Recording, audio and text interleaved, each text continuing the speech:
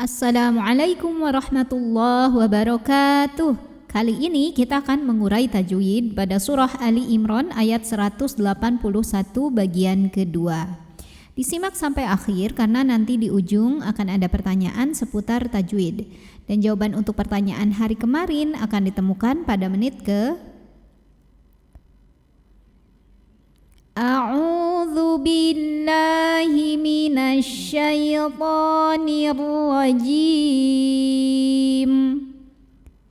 Bismillahirrahmanirrahim. Sanaktubu, sanak huruf kaf dari segi suara sifatnya syiddah, jadi ada suara tertahannya ya. Jadi suaranya kuat ya. Sandaran terhadap makhrajnya kuat, makin ditekan makin gak bunyi. Sanak. Nah, tapi dipermudah dengan adanya sifat lain dari segi angin, yaitu sifat hams. Jadi ada angin yang keluar. Nah, pada kaf yang sukun, anginnya keluarnya belakangan setelah suaranya. Sanak tubu ma, kemudian di sini ada hukum tajwid namanya mad tabi'i. Karena ada alif yang sebelumnya didahului baris fathah, maka cara membacanya dipanjangkan mimnya ini sepanjang 2 harokat. Ko ini juga sama, hukumnya adalah mad tabi'i. Karena ada alif yang didahului baris fathah, maka cara bacanya dipanjangkan qafnya sepanjang 2 harokat saja. Maqadu. Lu ini pun sama, hukumnya mad tabi'i. Karena ada waw sukun yang didahului baris dhammah. Maka cara bacanya kita panjangkan lamnya ini sepanjang 2 harokat saja. Maqalu waqad. Huruf ta sama seperti huruf kaf ya. Jadi dari segi suara sifatnya syiddah, kuat, qad. Tapi dipermudah dengan adanya sifat lain yaitu hams. Ada angin keluar dari segi angin. Anginnya belakangan keluarnya. Waqad lahumul. Lalu berikutnya di sini ada hukum alif lam qamariyah. Karena alif lam bertemu huruf qamariyah yaitu hamzah yang hamzahnya ya. Maka cara membacanya lam sukunnya dibaca dengan idhar atau jelas, atau disebut juga dengan idhar qamari. Waqad lahumul Berikutnya di sini ada hukum iqlab. Karena ada nun sukun yang bertemu dengan huruf ba, maka bunyi nun sukunnya dirubah jadi bunyi mim sukun. Jadi bukan an tapi am, dan kita dengungkan, tahan bunyi m-nya. Anbiya. Nah, tapi pada saat membaca iqlab ini ada 2 versi pendapat. Yang pertama ada yang membacanya dengan merapatkan bibir ya, tapi rapatnya tidak menekan, lunak saja ya, itbaq syafatain. Dan yang kedua ada yang dengan merenggangkan bibir kurang lebih sehelai kertas, furjah syafatain. Nah, saya di sini pakai yang rapat. Waqad lahumul anbiya. Berikutnya di sini ada hukum mad wajib muttasil. Karena ada mad tabi'i yang bertemu dengan hamzah dalam satu kata yang sama. Mad tabi'inya adalah alif yang didahului baris fathah. Sedangkan hamzahnya itu yang a. Terdapat pada kata yang sama yaitu kata al-anbiya'a. Maka ya-nya tidak boleh dibaca 2, melainkan boleh 4, boleh 5 harokat. Al-anbiya'a bi-ghai. Lalu berikutnya di sini ada harfulin atau huruf lin. Karena ada ya sukun yang didahului baris fathah, maka cara bacanya cukup kita lembutkan saja, ghai. Bi-ghairi. Lalu roknya dibunyikan secara tarqiq. Karena roknya ini berbaris di bawah kasrah, maka bacanya tipis, pangkal lidah datar, ringan. Bi ghairi haqqi.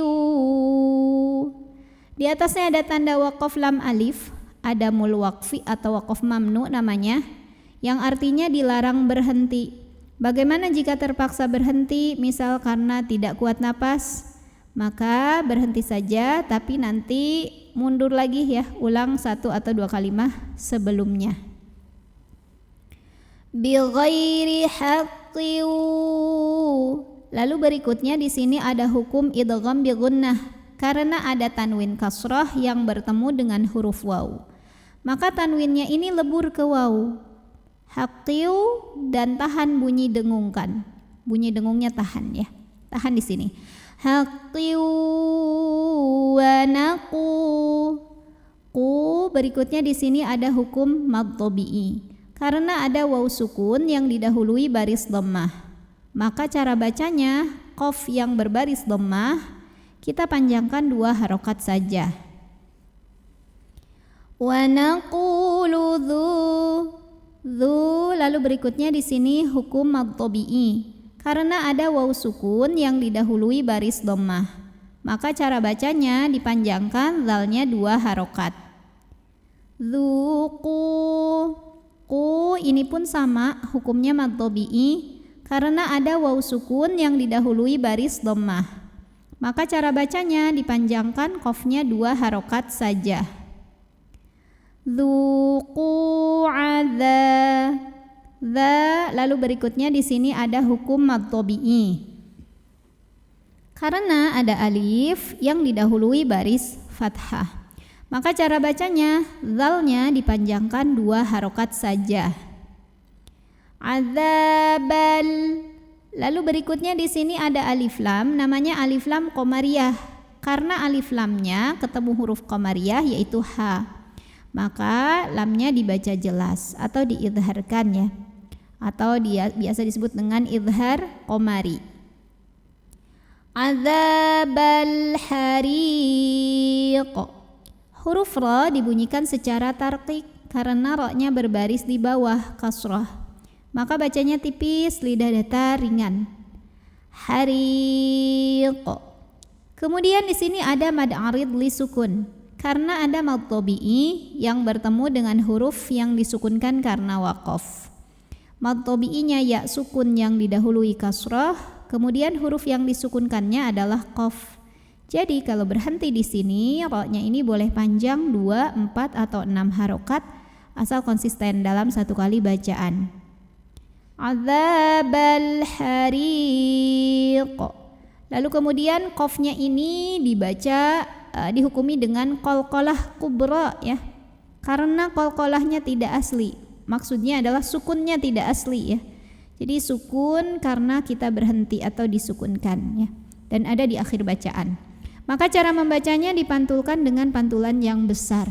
Dan ini karena qafnya huruf tebal, tebalin juga ya. Dan ini jawaban untuk pertanyaan hari kemarin. Adzabal hariq. A'udzu billahi minasy syaithanir rajim. Bismillahirrahmanirrahim.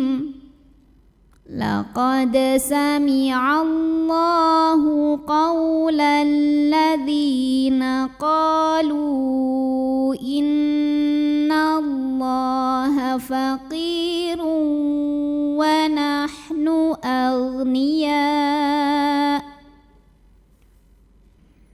Sanaktubu ma qalu wa qatlahumul anbiya bighairi haqqin wa naqulu dzuqu adzabal hariq. Pertanyaan untuk hari ini, coba sebutkan hukum yang saya tunjukkan ini. Nama hukumnya apa, sebabnya apa, dan bagaimana cara membacanya. Shadaqallahul azim. Wassalamualaikum warahmatullahi wabarakatuh.